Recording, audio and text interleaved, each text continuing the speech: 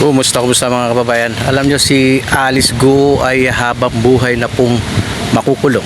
Ayan, no? Habang buhay makukulong. Pero tignan nyo ito nangyayari ngayon sa issue ng katiwalian sa Ghost Project, no? Yung mga flood control. Ayan. Meron na daw makukulong, no? Bago magpasko. Ito po yung mga tinatawag lang natin na mga small fish, no? Yun ang mga naaresto na no? Ngayon, ang inaantay natin kung meron bang makukulong na big fish dito sa anomalya ng mga ghost project na ito, no? Kung ikukumpara natin, no, si Alice Guo habang buhay makukulong, na sentensya na po no?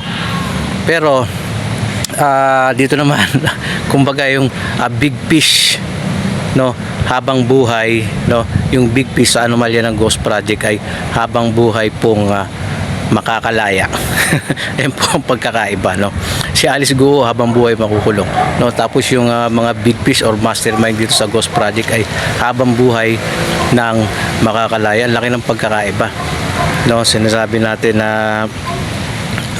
sabi nila, no, si PBBM di umano ang nagbunyag o nag-expose. Siya yung sa kanya nang galing expose na itong mga ghost project, no.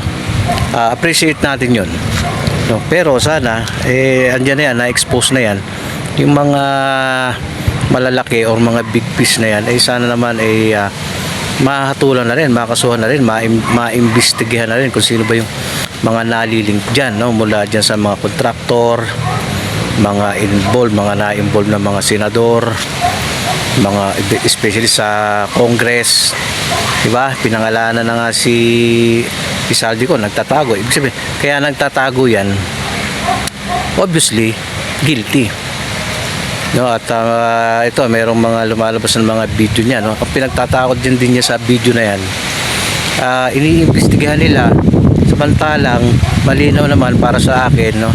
Hindi naman tayo expert, pero kitang-kita naman po yung mga pinapakita dito ni Saldico ay mga yung video na yun, no, yun po ay mga AI lamang, AI generated po yun. So hindi na po dapat yung paniwalaan, hindi na dapat yan pag-aksaya ng panahon yung mga video na yan ni Saldico na yan. AI lang yan nauubos lang panahon dyan So, dapat imbestigahan yung kung sino yun nandito, yung talagang sangkot, yung malalaking mga isda na yan, mga big fish na yan. So yun dapat ang imbestigahan, no. Alam niyo naman kung sino, siguro alam niyo naman yan, diba? At sigurado alam din ng presidente yan, yung dapat ang sigasuhin.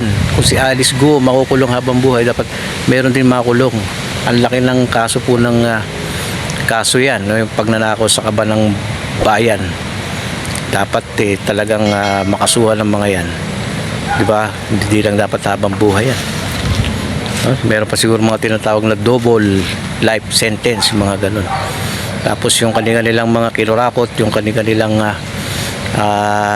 mga yaman, kunin yun ng gobyerno, no. Ganyan dapat ang gawin ng presidente. Kayang-kaya ng presidente yan kung kanya pong gugustuhin. So Mr. President, Sir PBBM, kung naano mo itong video ko, small content creator lang tayo, pakishare nyo to, kasi parang boses na din natin to panawagan na sana mayroon ng makulong na malalaking isda sa pagnanakaw sa kaban ng yaman, para yung mga problema sa baha na yan ay masolusyonan na, no? Ipagpatuloy na.